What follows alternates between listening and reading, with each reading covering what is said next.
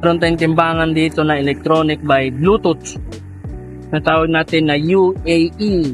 Pala. So, ang timbang ngayon, in every 16 ounce is 1 pound.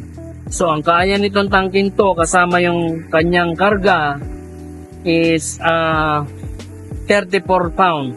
So, ang laman ng 34 pound is 18 pounds ng refrigerant. Okay? So, remember, in every 16 ounce is 1 pound. So, ang kailangan natin i-max sa tangke na to is 34 pounds with, that's included the 18 pounds of refrigerants inside of this tank.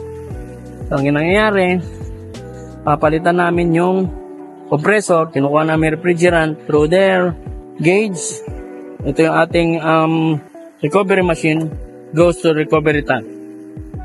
Okay, kung mapapansin nyo, malapit na mag 16.